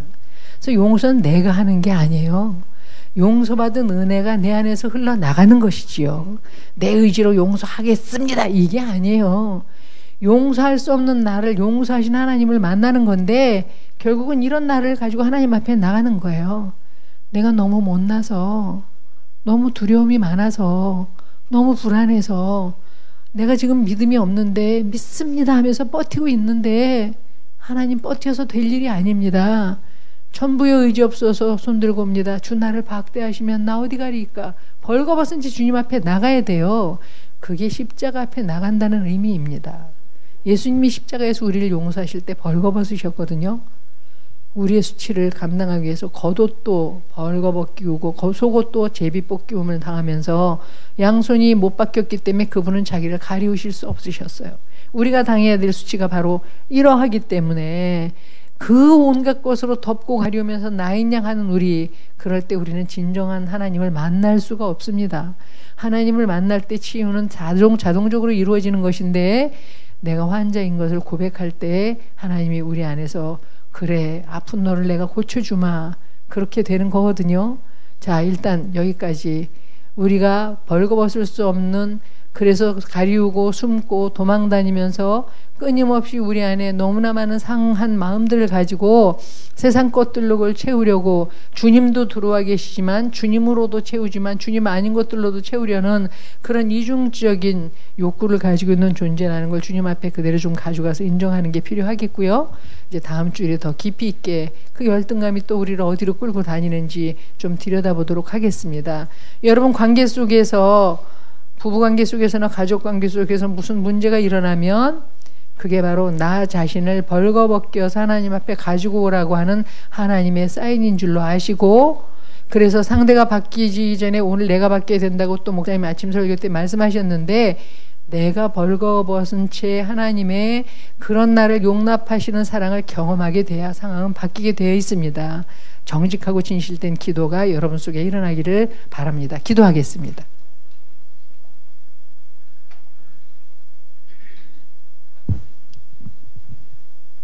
하나님 아버지,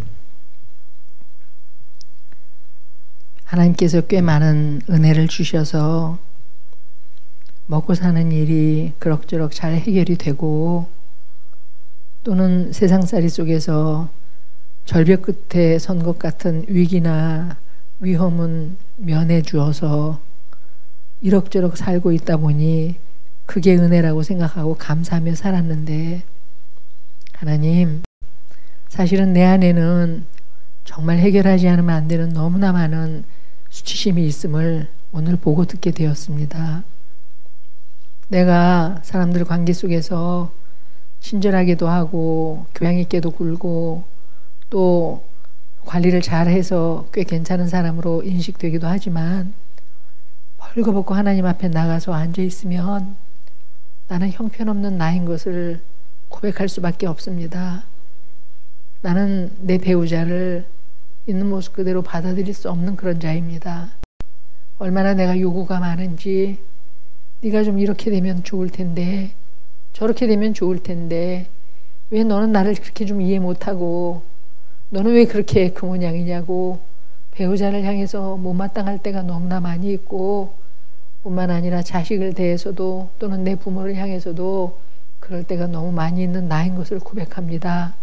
굶주려 있고 분노해 있고 그러면서 좌절해서 우울해 있고 내 안에 얼마나 많은 피해의식과 얼마나 많은 억울함과 얼마나 많은 손해보는 그런 기분이 있는지, 그래서 나는 연민에 빠져서 나를 불쌍히 여기기도 하고 나를 스스로 안타까워하기도 하면서 스스로 방어하고 변호하고 두둔하고 합리화시키고 괜찮은 나로 만들며 나를 달래며 살고 있는데, 그렇게 해서 될 일이 아닌 것을 오늘 알겠습니다. 하나님, 때로는 남편으로 가리웠고 때로는 아내로 가리웠고 돈으로 덮고 가리우고 어떤 때는 하나님이 주신 은사로까지 나를 가리우면서 그것이 나인 양 하고 살았습니다. 그런데 내 안에 계신 예수님을 주인이라고 인정하면서 아직도 이 많은 상처들, 수치심들이 내 주인 노릇하고 누가 그걸 조금만 건드려 대기만 하면 즉각적으로 방어와 공격이 내 안에서 일어나는 것을 봅니다. 하나님 아버지, 이런 나를 주님 앞에 가지고 나가서 낱낱이 다 발가벗겨 놓고 최초에 아담과 하와가 느꼈던 하나님 앞에서 벌거벗었지만 그런 자를 오히려 기뻐 맞이하시는 하나님의 은혜, 그 사랑을 진정 다시 경험해보고 싶습니다. 당당한 나이고 싶습니다. 내적 자유를 누리고 싶습니다. 돈이 있기 때문도, 사회적인 위치가 있기 때문도, 대단한 성취를 이루어서 사람들이 인정하기 때문도 아니고 정말 내 존재 자체로서 예수 그리스도의 생명과 맞바꿀 만큼 사랑하신 그 하나님의 사랑 때문에 괜찮은 나를 나로 용납하면서 내 안에 자유가 당당함이 회복되기를 원합니다. 하나님, 그것을 우리가 경험하게 해 주옵소서. 가리우고 있는 건 무엇입니까? 장로, 권사, 순장, 혹시 이런 직분들로 나를 가리우고 있지 않습니까? 사역의 주체가 내가 되어서 나는 그런 사람이라고 혹시 그 믿음이 또 나를 가리우고 있는 한 방어가 되어 있지는 않습니까? 하나님 아버지, 내가 관계 속에서 뭔가 해결되지 못한 부분이 있으면 그것을 용납하거나 이해하거나 용서하지 못하기 때문인데, 그것이 내 문제임을 보게 하여 주시고 내가 도저히 내 스스로 의지나 인격으로 뛰어넘을 수 없는 부분임을 정말 주님 앞에 정직하게 인정하게 도와주셔서 어린아이처럼 하나님 앞에, 그렇습니다, 제가 환자입니다, 제가 죄인입니다, 또다시 더 깊은 용서가 필요하고 더 깊은 치유가 필요하다고 고백할 수 있게 도우시기를 원합니다. 시작된 내적 치유가 우리를 더 정직하게 들여다보는 시간이 되게 해주셔서 벌거벗는 것의 자유, 나를 드러내는 것에 대한 깊은 하나님이 주시는 평강을 경험하는 시간들 되기를 원하고, 얼마나 많은 죄를 탕감받았는지 그 용서의 깊이를 더 깊이 깨닫는 시간이 되어서 내가 나를 용서하고 내 배우자와 자녀와 이웃을 용서하는 시간들이 되기를 원합니다. 더 많은 그 죄 용서함과 자유로 인한 감사와 찬양이 하나님께 드려지는 시간이 되도록 성령님 우리 속에 역사해 주옵소서. 시작하게 하신 것 감사드립니다. 오늘 또다시 우리에게 말씀해 주셔서, 아들아 내가 너를 사랑해, 아들아 내가 너를 사랑한다, 딸아 얘야 내가 너를 사랑한다, 네가 형편없는데 그런데 내가 너를 사랑한다, 내가 내 안에 내 아들을 보냈지 않니? 그 아들의 생명하고 맞바꿀 만큼 사랑한다 말씀해 주셔서 감사합니다.